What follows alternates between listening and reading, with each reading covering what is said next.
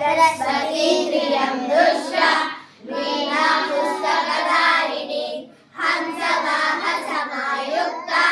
विद्यादानकरी मम प्रथमं भारती नाम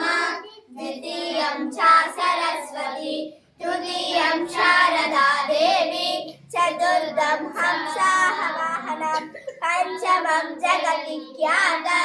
षष्ठं वागीश्वरी तथा कौमारी सप्तमं प्रोक्ता